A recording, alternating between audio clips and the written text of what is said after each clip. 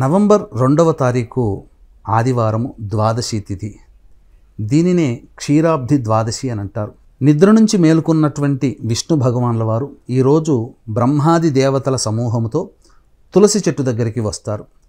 తులసి విష్ణు కళ్యాణం ఈరోజు జరపబడుతుంది.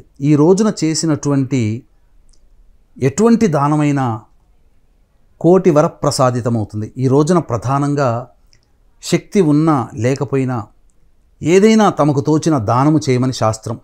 ఈ రోజున ఒక్క బ్రాహ్మణుడికైనా కానీ అన్నదానము చేస్తే ఎంతటి పుణ్యఫలితం వస్తుందంటే, కాశీక్షేత్రములో గంగానదీ తీరములో 1,000,000 మంది బ్రాహ్మణులకి అన్న సంతర్పణ చేసినటువంటి పుణ్య ప్రభావము, అలాగే 1,000,000 సూర్యగ్రహణాలలో దానము చేస్తే ఎంత పుణ్యం లభిస్తుందో అంత పుణ్యము ఈ ఒక్క రోజున ఒక్క బ్రాహ్మణునికి అన్నదానం చేయడం వల్ల కలుగుతుంది.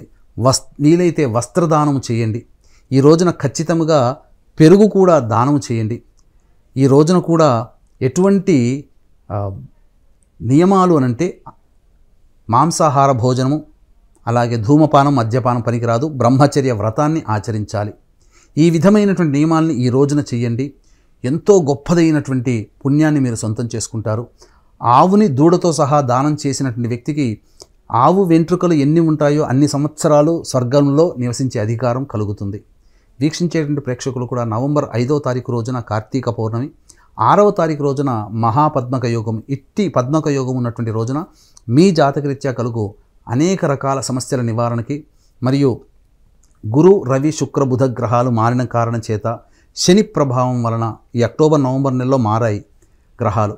ఆ కారణం చేత అన్ని రాశుల వారికి కూడా సమస్యలు ఇబ్బందులు కలుగుతాయి. కావున ఈ దోషాల నివారణార్థమై సర్వదోష నివారణ పూజలు హోమాలు 6వ తారీఖు మధ్యాహ్నం 3 గంటలకి ప్రారంభమవుతుంది. 6వ తారీఖు 2 గంటల లోపల మీరు నమోదు చేసుకోవచ్చు. ఈ కార్యక్రమంలో నమోదు చేసుకున్నటువంటి వాళ్ళకి శక్తిపాతము చేసినటువంటి కరుంగలి మాల మీకు ఇవ్వడం జరుగుతుంది. అవకాశం ఉన్న వాళ్ళ స్క్రీన్పై కనిపించే నెంబర్లకి సంప్రదించగలరు.